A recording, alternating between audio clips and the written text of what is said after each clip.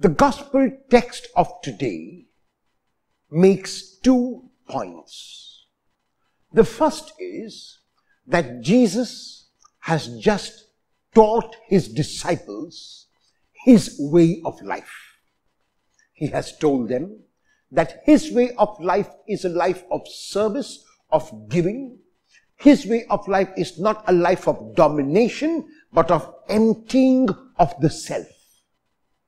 The disciples have listened to him only with their external ears, but it has not percolated down to their hearts.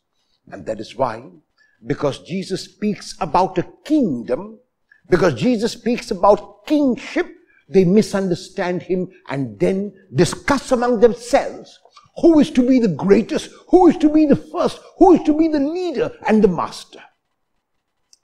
Jesus is aware of this discussion, calls them to him, and along with them calls a child and places the child in front of the disciples in the hope that they will learn a lesson from the child. And what is the lesson Jesus wants them to learn? The child is innocent, surely. The child is spontaneous, surely. But more importantly, and this is the lesson the disciples must learn, is that the child is dependent. The child is dependent on its parents, and by placing the child in front of them, Jesus is asking his disciples to be as dependent and to acknowledge this dependence on God. This acknowledgement of dependence means that I do not regard myself as independent. The acknowledging of dependence on God means that I realize that God is above me. The acknowledgement of dependence on God means that I realize my place in the world and I become humble. Acknowledgement of dependence makes a person humble because a person is not independent but interdependent. Interdependent on others and dependent fully on God. In the second part of the gospel text of today, the disciples want to be exclusive.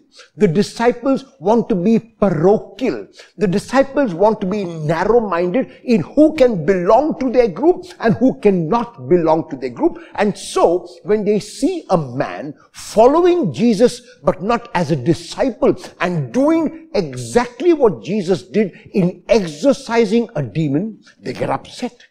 Because that is the prerogative only of Jesus, only of the disciples. So how can someone who does not claim to be a disciple also do the same? And they complain to Jesus. He is casting out demons in your name. We want to stop him. And Jesus says, no. You cannot be exclusive. You cannot be stereotypical. You cannot be narrow-minded. You cannot pigeonhole me and my mission in this small manner.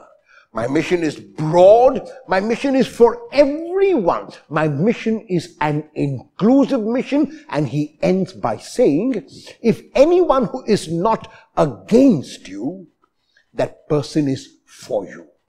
This shows the broad-mindedness of Jesus, that anyone who is not against is for. Today we live in a multi-religious country. We cannot afford to be parochial. We cannot afford to be narrow-minded. We cannot pigeonhole God and make him a God who is small and restricted to any particular religion. God belongs to the whole of humanity, to no religion and to every religion. And so therefore, we are called today to 2 gifts which we pray to from the Lord. The first is the gift of acknowledging our dependence on God, which will lead to humility. And the second, the gift of opening my mind, of opening my heart, of being inclusive, and of accepting others as being loved also by God.